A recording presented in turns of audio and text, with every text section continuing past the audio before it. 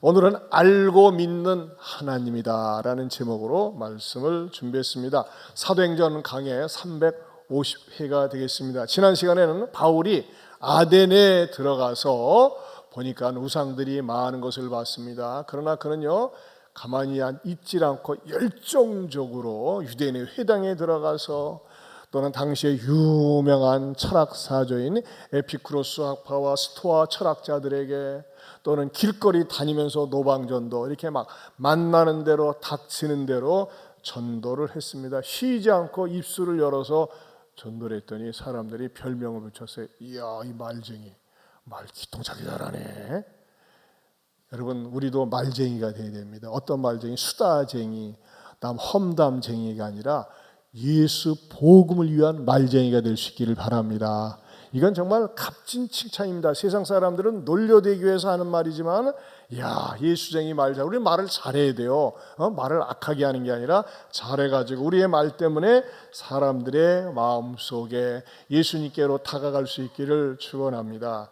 자, 오늘 본문을 통해서 말이죠, 좀 더 깊이 있게 말씀을 나누기를 원합니다. 사람들이 그러했습니다. 야, 이 말쟁이가 말을 잘하는데 좀 말을 공식적으로 전체적으로 우리 모두가 들어야 되겠다 해가지고 어디론가 데려갑니다. 그 첫 번째 장소가 어디냐? 첫 번째는 아레오바고라는 곳인데, 아레오바고 교회로 데려갈 수 있어야 한다. 한번 따라서 해보십시다. 아레오바고 교회로 데려갈 수 있어야 한다. 자, 바울이 사람을 만나는 대로 시와 때를 가리지 않고 장소를 가리지 않고 이렇게 복음을 전하는, 그러지 말고 당신한테 기회를 줄 테니까 우리의 토론장인 아레오바고로 가자고 합니다. 아레오, 공식적인 장소입니다. 그 19절에 이렇게 나와 있습니다. 19절 상반절을 같이 읽어보겠습니다. 그를 붙들어 아레오바고로 가며 말하기를. 네, 딱 붙들었어요. 붙들어가지고 가자. 어디로? 아레오바고로 가자. 그러면서 그 아레오바고로 가서 어떻게 하느냐? 22절에 상반절 말씀입니다. 바울이 아레오바고 가운데 서서 말하되. 네, 아레오바고로 섰습니다. 서서 말했습니다. 자, 이 아레오바고가 그 옛날 사진이 아니라 현대 요즘 사람들이 관광객했던 그 장소를 제가 사진을 한번 찾았습니다. 바로 이 장소입니다. 그 아레오바고가 뭐 대단한 게 아니라 그냥 높은 언덕입니다. 높은 언덕. 이곳에 바울을 세워놓고 메시지를 듣기 원했다고 하는 것입니다. 소위 좀 이렇게 말빨대나 있다, 좀 말 좀 한다 이런 사람들은 저기 딱 세워가지고 당신 말해봐, 당신 주장을 얘기해봐, 우리가 들을 테니까. 그게 바로 아레오바고 그 언덕 광장이었다고 하는 것입니다. 유명한, 여러분들이 대부분 알고 있는 소크라테스도 여기서 연설했습니다. 그리고 이 아레오바고는 말이죠, 이렇게 사람들이 죄를 졌을 때 원고와 피고가 서서 서로가 죄를 정하기도 하고 또는 변호인이 변론하기도 하고 재판장이 재판을 하기도 하는 그런 장소이기도 했다는 것입니다. 그리고 소크라테스가 바로 이곳에서 재판을 받았다고 합니다. 그런데 만약에 어떠한 중요한 논점에 대해서 사람들이 얘기할 적에 막 돌아다니면서 하게 되면 나중에는 말이죠, 이 아테네 사람들한테 걸려가지고 심지어는 사형을 당하는 일도 있었답니다. 그래서 중요한 얘기를 할 때는 딴 데 가지 말고 바로 이 아레오바고 여기 와서 얘기하라는 것입니다. 그만큼 이 아레오바고라고 하는 장소를 아덴 사람들은 굉장히 귀하게 여겼다고 하는 것입니다.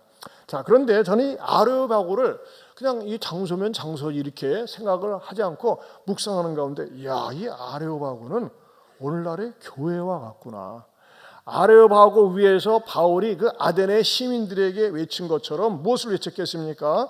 만왕의 왕 되신 분이 누구신지를 외쳤다고 하는 것입니다.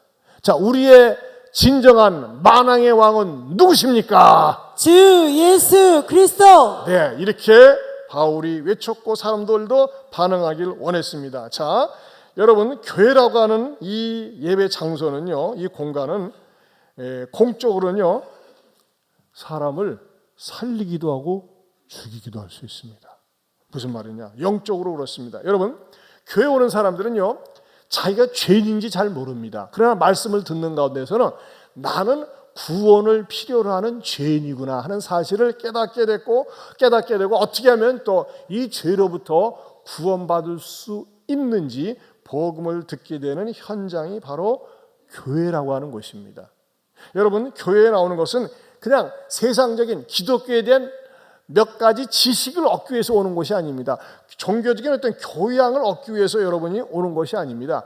몇몇 지식을 얻게 하려면요, 요즘은 AI 시대이기 때문에 그 스마트폰이나 컴퓨터에서 AI에 딱 들어가가지고 궁금한 거 탁 치면요, 다 나와 있습니다. 다 알려줍니다. 여러분의 편이 되어서 알려줍니다. 하지만 여러분, 교회라고 하는 것은 어떤 것입니까? 여러분들이 하나님 앞에 나와서 예배를 드리면서 말씀을 들으면서 제일 중요한 게 뭘까요? 내가 몰랐던 것을 깨닫는데, 내가 죄인이라고 하면요, 그 죄 문제를 해결하기 위해서는 회개해야 되고 예수님을 믿음으로 말미암아 구원받아야 된다는 사실을 교회라고 하는 그 예배를 통해서 깨닫게 된다고 하는 것입니다. 여러분, 전에는 몰랐는데 예배를 드리면서 무엇을 깨닫습니까? 내가 얼마나 흉악한 죄인이었는지를 깨닫게 됩니다. 그리고 그 죄로부터 구원받기 위해서는 예수님을 믿어야만이 된다는 사실을 발견하고 구원받게 된다는 것입니다. 또는 말이죠, 교회 와서는 치료를 받습니다.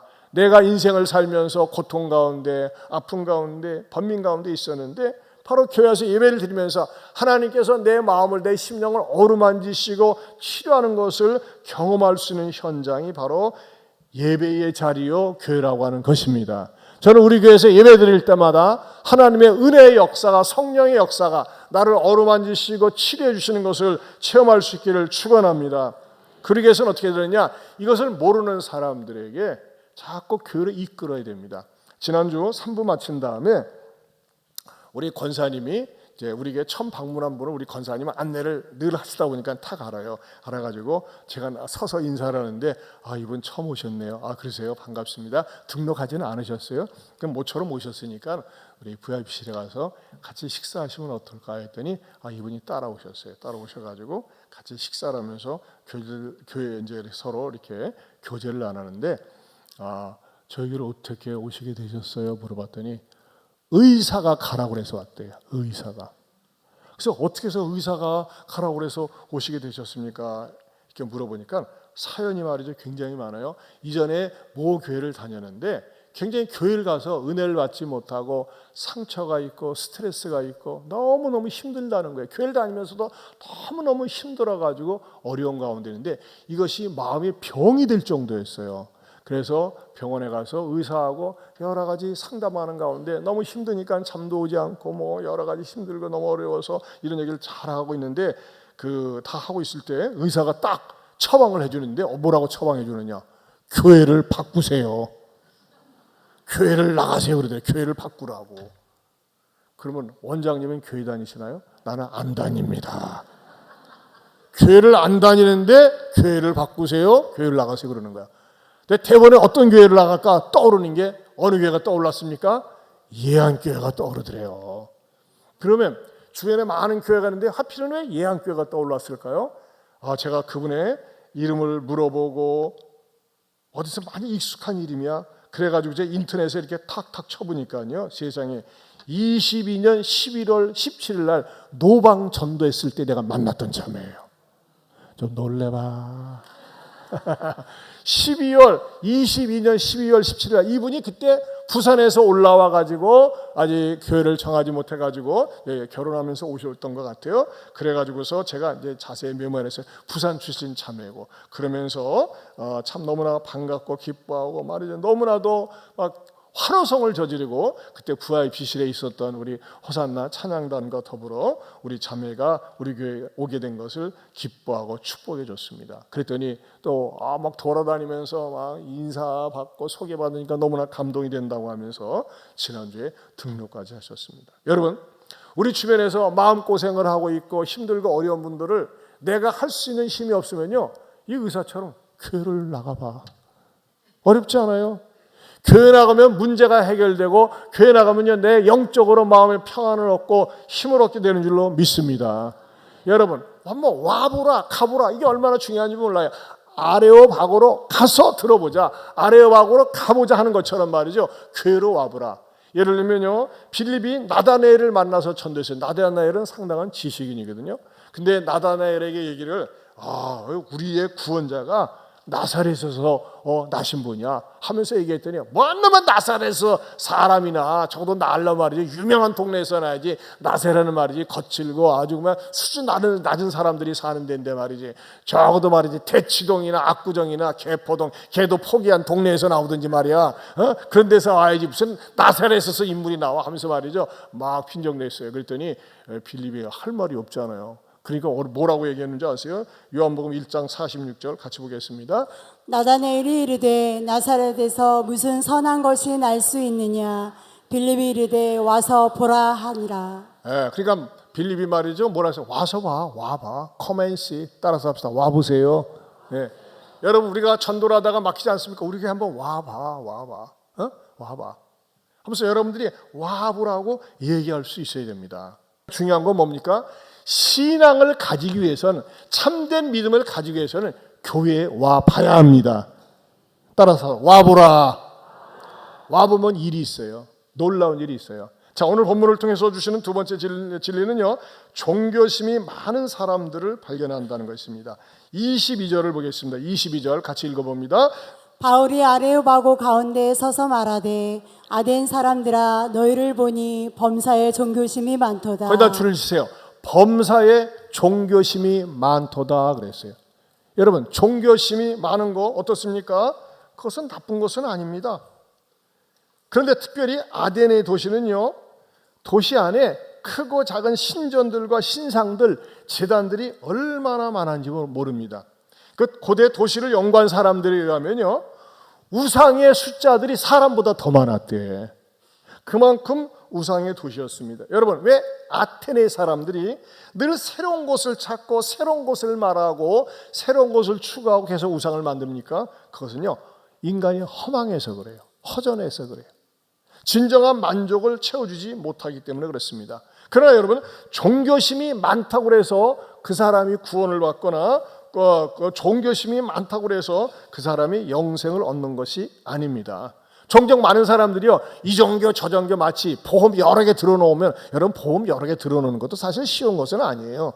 근데 어쨌든지 보험 많이 들어놓으면 언젠간 혜택을 어느 것이라도 하나 받겠지 하는 것처럼 말이죠. 이 종교 저 종교 그 종교 말이죠. 잡종교 막 다니는 사람이 있어요. 그러나 여러분 그런다고 해서 그 사람에게 구원이 임하지 않습니다. 중요한 건 뭡니까?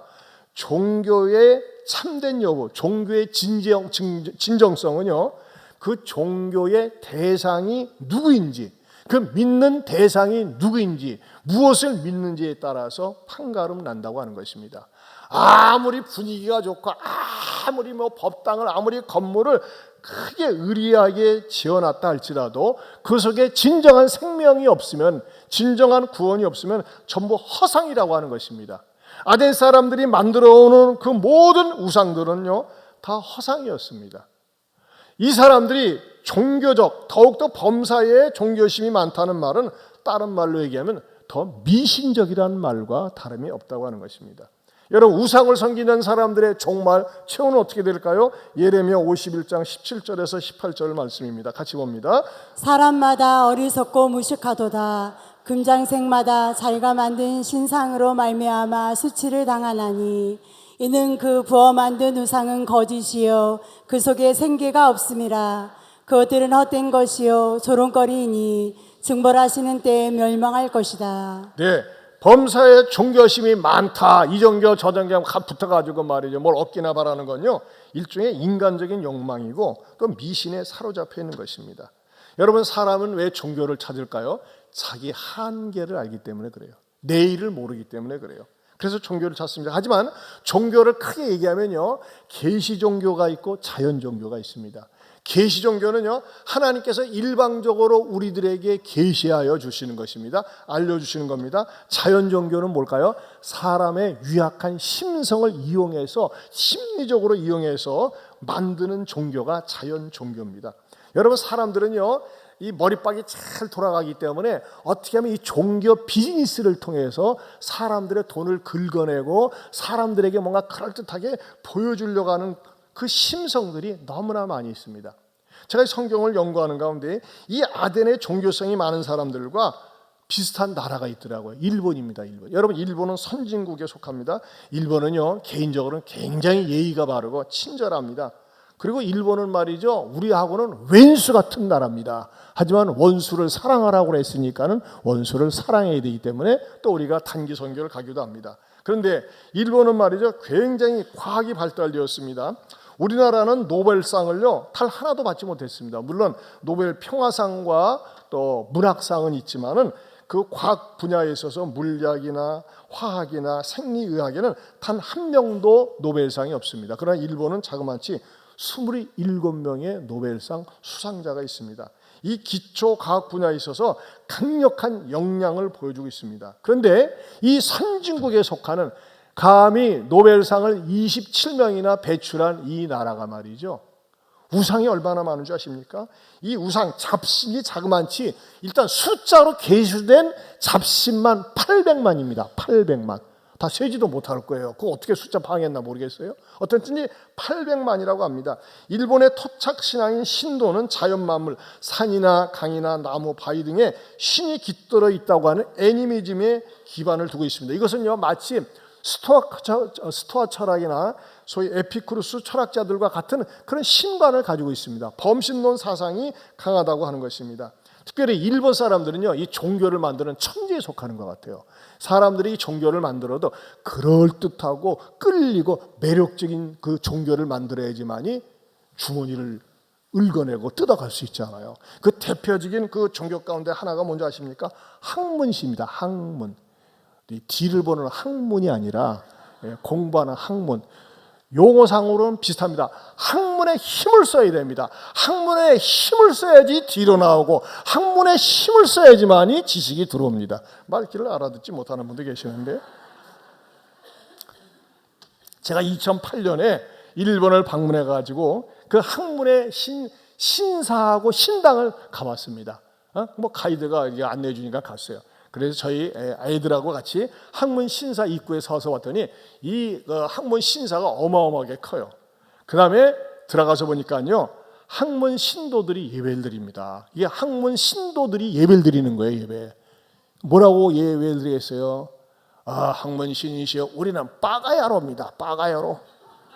빠가야로입니다. 어떻게 하면 좋습니까? 우리 새끼들 이번에 꼭 저 수능 시험에 합격하게 해주시고 하면서 말이죠, 이렇게 빠가야로들을 둔 자녀들을 본 부모들이 이렇게 예배를 드리고 있어요.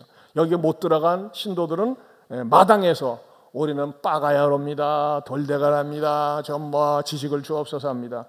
근데 또 여러분 놀라운 건요, 이 학문신에 제사장이 있어요. 내가 충격받고 기분 나쁜 건 얘네들을 갖다가 제사장이라고 그래. 제사장 그럴듯하게 입고서 말이죠, 한 번씩 그걸 제가 찍었었는데 그 사라져요. 북을 칩니다. 둥 빠가야로 돌대가리 가지고서는 아무것도 못한다. 이 빠가야로 돈을 많이 내라, 돈을 많이 내라 하면서 말이죠, 그렇게 막 북을 치더라고요. 제가 통역을 들어보니까는. 근데 이제 그냥 하면은 이게 공짜로 내기 어려우니까는 이 빠가야로들을 위해서 어떻게 합니까? 이 부적을 팝니다. 부적. 보세요. 그럴듯해요. 수험 합격 학업 상달. 저걸 사면 뭐예요? 붙는다 이거예요. 막 줄을 서서 삽니다. 뭐 그 옆에 뭐라고 써요 이거는? 개운 뭐시에 근데 어쨌든 그게 뭐 화살이에요. 화살을 쏘가 저걸 사면은 또 이게 딱 뚫는다. 빠가야로 머리를 뚫는다. 뭐 그런 거. 빠가야로는 제가 통역 안 해도 알겠죠. 그다음에 뭐라고 써있어요? 저기 맨 위에 글자가 빨간 글자 모르겠는데 검정 글자에 액제기원 수부 뭐예요? 재수 없는 재앙을 갖다가 제하는 기부하는 거라 수부 받는 것이다. 그리고 또 횡으로 써진 데는 수험 합격 기원 수부 그랬어요. 대충 이해가 되시잖아요. 어떻게 하면 합격이 될 수 있다. 이 빠가야로들을 위해서 말하자면 이걸 사면 된다 하면서 물건을 계속 막 광고를 하는 거야. 근데 저걸 사려고 난리가 없어요. 이게. 그리고요, 호텔을 가는데 말이죠, 연애신이 있어요. 연애신. 보세요. 한문으로 연목신사예요. 뭐예요? 사랑하는 사람을 내 품에 넣기 위해서는 여기다가 시주를 해야 된다. 여기다 복을 빌어야 된다. 연애신. 웃기는 짜장면이 웃기는 거예요, 완전히. 그런데도 불구하고요, 이 신사들 앞에 가서 얼마나 진지하고 간절한지 몰라요. 보세요. 인간이 만들어오는 신 앞에서 자기 소원을 빌면 이루어진다고 믿는 사상, 얼마나 어리석고 얼마나 바보스럽습니까? 그게 우리 인간의 본성이에요. 그런데 이 아테네 사람들도 그랬는데, 또 이 아테네에서 웃기는 거는요, 사람들이 세 번째로 알지 못하는 신을 만들었어요. 근데 왜 알지 못하는 신이라고 장명을 했을까요? 23절을 읽어보겠습니다. 23절 시작.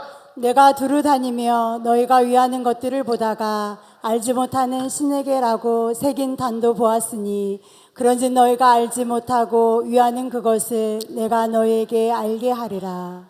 제가 이런 상상력이 동원이 되더라고요. 왜 신들을 만들어 놓고 이때 당시에 약 3만 개의 신들을 만들어 놨대요. 3만 개. 그리고 이름을 붙여줘야 되는 거예요. 근데 이름을 붙이고 이 신, 저 신, 그 신, 막신, 잡신, 고무신 막 이름을 붙여놨는데 나중에는 이게 떠오르지가 않아. 떠오르지가 않으니까는 알지 못하는 신 하는 거예요. 그러면서 말이죠, 스스로 위로를 받는 겁니다. 아하, 우리가 말이지 심지어는 알지 못하는 신이라고 하는 것까지도 만들어 놓을 정도로 우리는 신을 숭배한다. 이렇게 신들을 많이 만들어 놨기 때문에 그 어떤 종류의 신도 우리를 괴롭히지 못하게 할 것이다 라고 하는 생각이 있었다는 겁니다. 그렇죠? 이름을 붙여줬으니까는. 그러니까 어떠한 신도 우리를 괴롭히거나 재수없게 하거나 액땜을 주지 못할 것이다 라고 하는 그 막연한 믿음을 가지고 이런 일을 저질렀다는 것이죠. 한마디로 얘기하면 뭡니까? 아무리 철학이 발달하고 지성이 발달했다고 할지라도 인간의 한계를 느끼는 그 공허한 모습을 보여주고 있다고 하는 것입니다. 여러분, 왜 사람들은요 이런 신들을 만들려고 하는 걸까요? 신들을 숭상하려고 하는 걸까요? 불안하기 때문에 그렇습니다. 내일이 불안합니다. 미래가 불안합니다. 그런데 이 불안을 이용해서 먹고 사는 사람들이 있어요. 여러분, 불안이 갈증될수록 보험이 잘 된다고 그러더라고요. 보험이라는 게 미래에 대한 불안 때문에 들어오는 거 아니겠어요?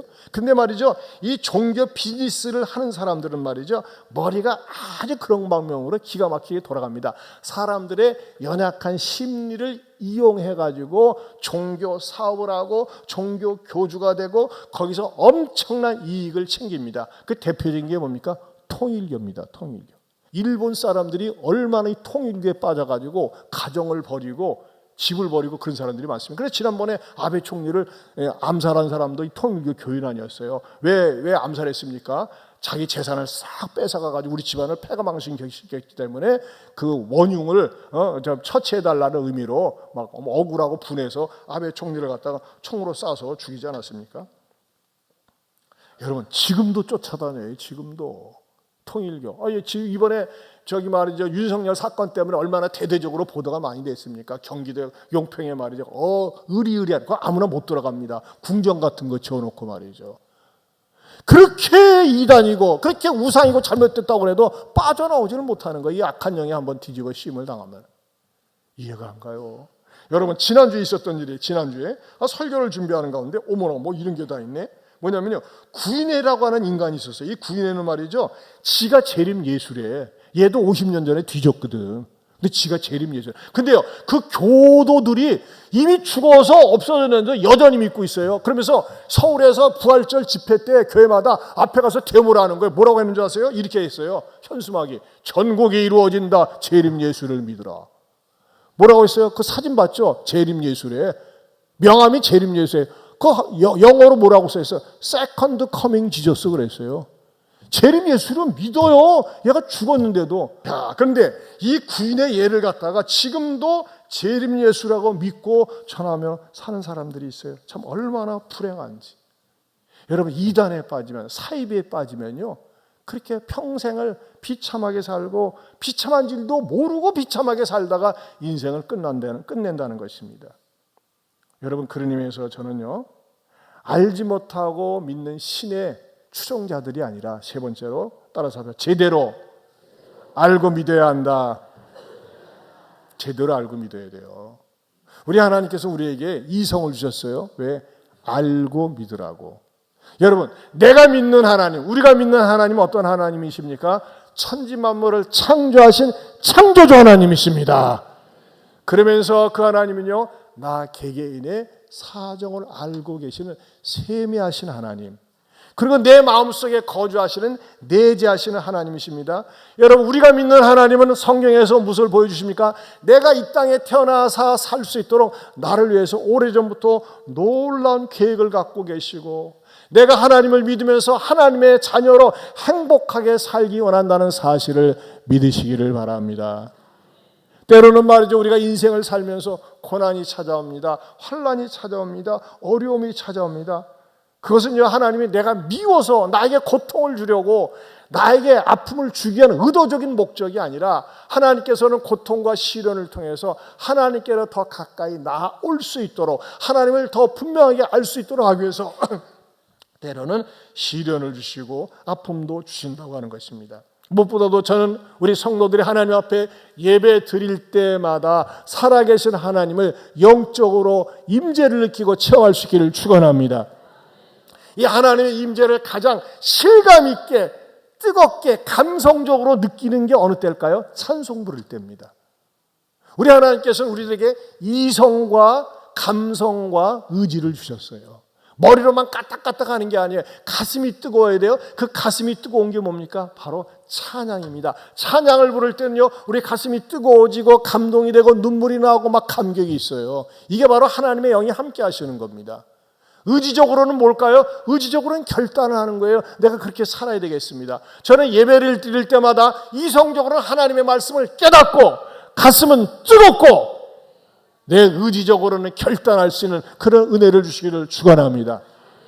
김수연이라고 하는 자매가 있었습니다. 이 자매는 말이죠, 하나 외동딸이 있었는데 이 이쁜 딸이 이 병에 걸렸는데 선택적 암묵증이 걸린 거예요. 선택적 암묵증. 뭐냐면 가족끼리는 얘기를 하는데 낯선 사람에겐 전혀 말을 못하는 겁니다. 시간이 지나면서 큰일이 났어요. 그러다가 말이죠, 이신 저신 잡신 막 쫓아다니다가 이 아이가 전도를 받아가지고 10살 때 교회에 왔는데, 교회에서 딱 한 번 예배 드리면서 이 아이가 말문 열리고 회복이 된 거예요. 자, 제가 이 자료를 지난주에 입수했습니다. 저는 입수한 거 좋은 것을 혼자 갖지 않습니다. 잠깐 같이 보시겠습니다. 저희 딸 주연이는 7살 때까지 선택적 함묵증을 앓았습니다. 집안에서 의사소통하는 데 문제가 없었기에 건강하게 잘 자라고 있다고 생각했는데, 4살 무렵 어린이집 선생님이 조심스럽게 검사를 권유했고 결과는 선택적 함묵증이었습니다. 불안도가 높은 아이들이 직계 가족을 제외한 다른 사람들과 의사소통을 하지 않는 경우가 있는데 주연이가 그랬습니다. 어린이집이나 유치원에서 선생님이나 친구들과 말을 하지 않았습니다. 다른 사람 앞에서는 돌처럼 굳어져 버렸습니다.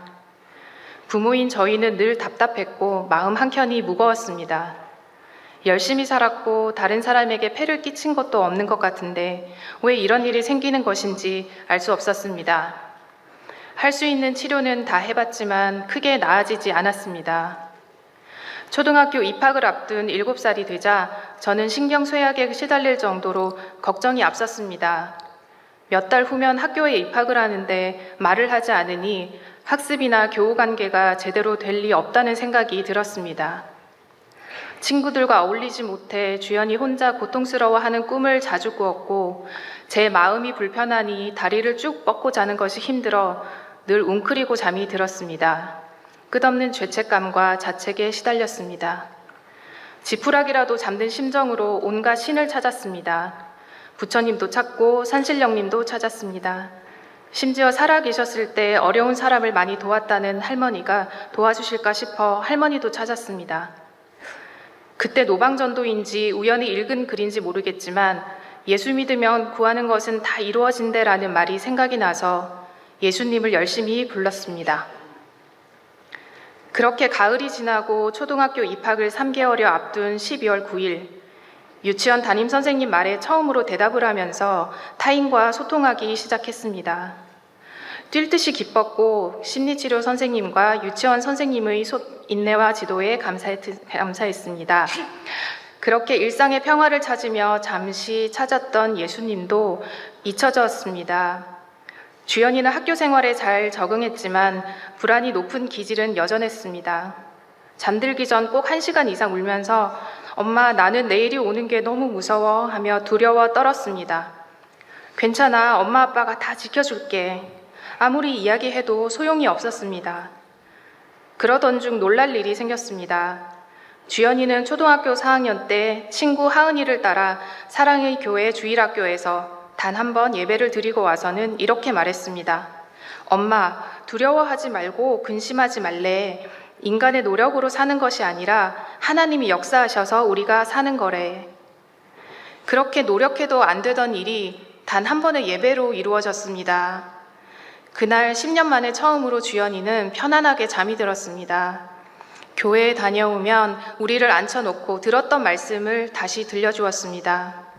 조금하다 말겠지 하는 생각에 주연이를 주일학교에 들여보내고 저희는 마칠 때까지 교회 근처 카페를 전전하였습니다. 한 달, 2달, 시간이 지날수록 주연이는 더 밝은 모습으로 바뀌어 갔고 저희의 주말은 교회를 중심으로 돌아갔습니다.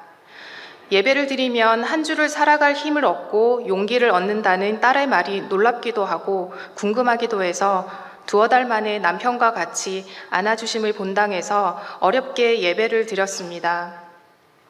평소 종교는 나약한 자들의 마약 같은 것이라 주장하던 남편은 담임 목사님 설교를 들으며 눈물을 글썽였습니다. 저도 오래전 잠시 찾았던 예수님이 떠올랐습니다. 엄마 아빠가 주연이보다 성경을 모르니 다락방에 참여하고 성경대학을 들었습니다. 주일에 예배드리면 평소 말랐던 마음이 촉촉해진다는 딸의 말을 저도 체험하고 있습니다. 저는 지금 하나님과 사랑에 빠졌습니다. 이제 저의 하루는 근심, 걱정 대신 하나님의 사랑으로 가득 찹니다. 제자 훈련도 빨리 받고 나중에 손주들을 위해 기도하는 할머니도 되고 싶습니다. 하나님은 놀랄만한 선물을 또 주셨습니다. 올해 주연이가 정교 회장이 되었습니다. 우리도 이 모든 영광 하나님께 올려드립니다. 여러분, 초등학교 4학년 아이가 한 번 예배드리면서 치료를 받고, 여러분 하나님 앞에 예배드리면서 드릴 때마다 마음이 촉촉해진다고 그러고, 어떻게 그럴 수 있습니까? 여러분, 하나님의 말씀의 능력은 아이라고 무시하지 않습니다. 어른이라고 잘 받아들이는 건 아닙니다. 열린 마음으로, 사모하는 마음으로 하나님 앞에 나올 때 하나님께서는 그 심령을 촉촉하게 채워주시고 은혜 주십니다. 평생 가지고 살 뻔했던 선택적 암묵증이라고 하는 질병, 내일에 대한 두려움, 불안, 무서움이 말이죠. 예배를 드리면서 이거 엄마를 위로해요. 내일을 염려하지 말래. 하나님이 책임져 주신대. 그 믿음을 가지니까 이 아이가, 여러분 보세요. 낯선 사람 앞에서 생전 말을 못하는 아이가 어떻게 전교 어린이 회장이 될 수 있습니까? 자, 상황은 다르지만 우리도 인생을 살면서 아픔이 있습니다. 불안이 있습니다. 두려움이 있습니다. 하지만 여러분 이 사실을 기억하세요. 하나님께서 여러분에게 때로는 아픔과 어려움과 두려움을 주신 이유는 여러분을 벌하기 위해서 그런 것이 아니라는 것입니다. 하나님, 나는 이렇게 기도하는데 왜 응답이 늦죠? 왜 잘 안 되죠? 그건요, 하나님께서 여러분을 연단시키고 단련시키신 다음에 더 강건한 그리스도인으로 삼기 위해서 여러분에게 때로는 시련을 허락하시는 겁니다. 우리 하나님 여러분에 대해서 어떤 계획을 갖고 계신지 아십니까? 예레미야 29장 11절 말씀입니다. 같이 보겠습니다. 여호와의 말씀이니라. 너희를 향한 나의 생각을 내가 아나니 평안이요 재앙이 아니니라. 너희에게 미래와 희망을 주는 것이니라. 네, 여러분을 향한 하나님의 생각이 있어요. 평안이요 재앙이 아닙니다. 나는 왜 우리 집이 이렇게 안 될까? 어려울까?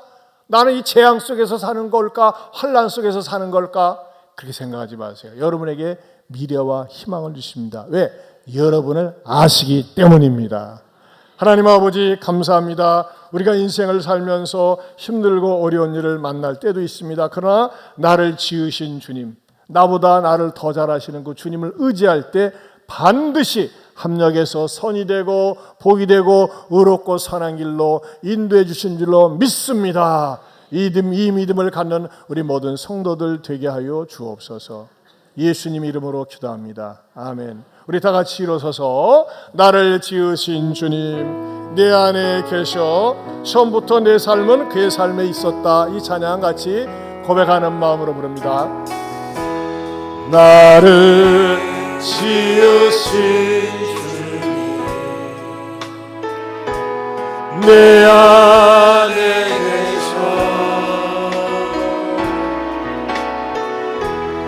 처음부터 내 삶은 주의 손에 있었죠. 내 이름 아시죠. 내 모든 생각도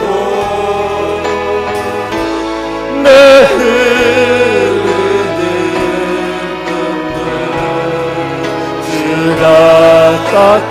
깎아주셨죠.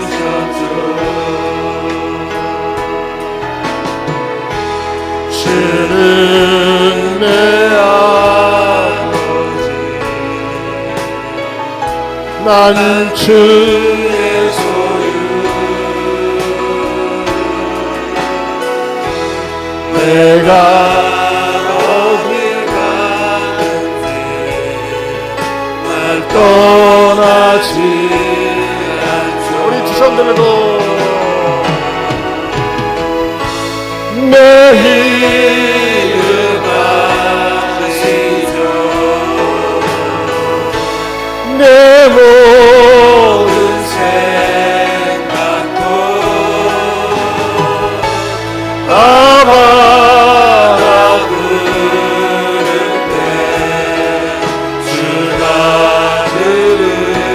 처음부터 나를 지으신 주님, 나를 지으신 주님, 내 안에 계셔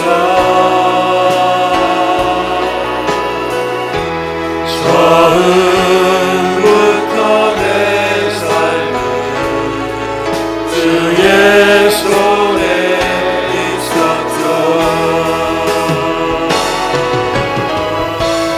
내 이름 아시죠.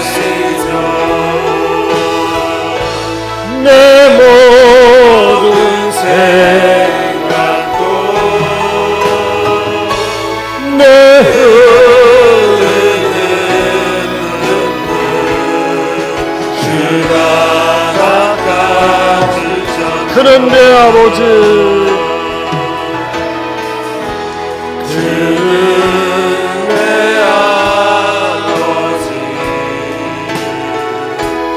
난 주의 소유. 내가 어딜 가든지 날 떠나지 않죠. 아멘. 내 이름 아시죠. 내 모든 생각도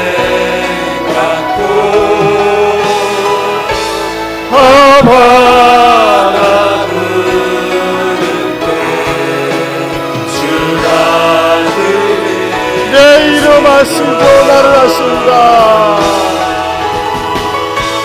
내 이름 아시죠. 내 모든 내 흐르는 눈물, 내 흐르는 눈물 주가 닦아주셨죠. 내 이름 아시죠. 내 이름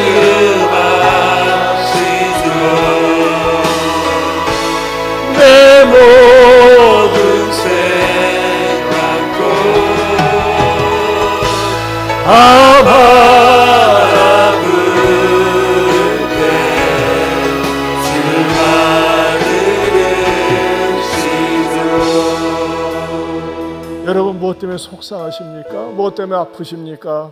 무엇 때문에 밤잠을 못 이십니까? 무엇 때문에 불안하십니까? 무엇 때문에 두렵습니까? 여러분, 어린 주연이도 우리 주님은 치료해 주셨어요. 여러분, 하나님 앞에 그대로 하나님, 하나님 제가 두렵습니다. 불안합니다. 잠을 못 잡니다. 마음에 고통이 있습니다. 나를 불쌍히 여기시고 나를 어루만지시고 나를 아시는 주님, 나를 고쳐주세요. 나를 도와주세요. 나를 어루만져주세요. 주님께 아뢰세요. 하나님, 저는 왜 이렇게 고통의 시간이 깁니까? 어려움이 깁니까? 하나님, 무슨 뜻이 있습니까? 잘 감당하게 해주시고 주님께서 이끌어 주시고 손으로 도와주세요. 여러분 자신을 위해서 또 아픈 분 아픈 분의 손을 얹고 우리 주여 한번 부르고 기도합니다. 주여,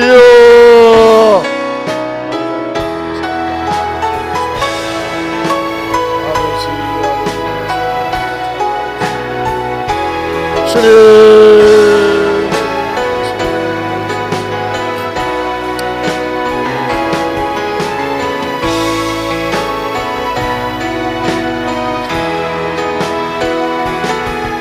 주여,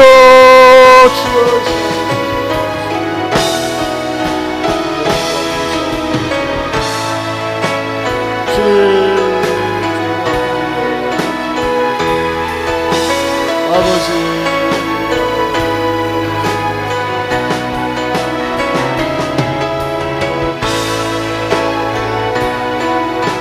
나를 지으신 주님,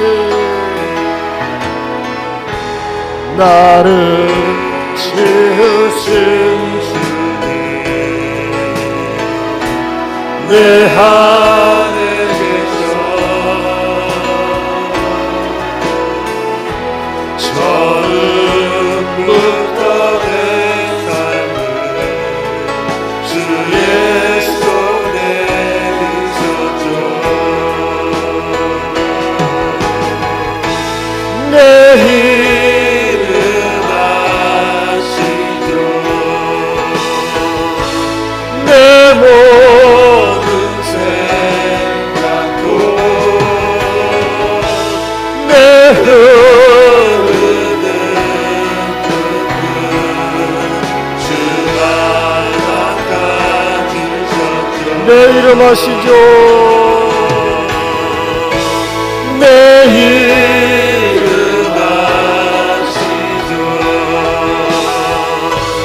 내 모든 생각도 내 흐르는 뜻은 주가 닦아주셨죠. 여러분, 아픈 부에 손 얹으세요. 치유를 위한 기도하기 원합니다. 마음이 아픕니까? 우울증이 있습니까? 조증이 있습니까? 불면증이 있습니까? 그러면 머리에 손 얹으시고 가슴에 손 얹으세요. 하나님 아버지, 나를 위한 놀라운 계획을 갖고 계신 주님을 찬양합니다. 나를 지으신 주님을 찬양합니다. 내 삶이 주의 손에 있음을 믿습니다. 주여, 우리 가정의 어려운 문제를 해결하여 주시옵소서. 내 몸에 있는 질병을 고쳐 주시옵소서. 만성 질병을 고쳐 주시옵소서. 불면증을 고쳐 주시옵소서. 나사렛 예수 이름으로 명하노니 내 몸에 있는 모든 질병을 떠나갈지어다. 떠나갈지어다. 불안은 떠나갈지어다. 두려움도 떠나갈지어다. 주님이 주시는 평안과 주님이 주시는 감사로 채워지는, 그래서 늘 내 입술로 주님을 높이는 삶이 되게 하여 주시옵소서. 이제는 우리 주 예수 그리스도의 은혜와 하나님 아버지의 평안함이 없는 사랑과 성령님의 감화 감동 교통하심의 은혜가 나를 지으신 주님을 늘 의지하며 신뢰하며 살겠노라고 마음에 다짐하는 모든 성도들 위해 영원토록 함께 있을지어다. 아멘.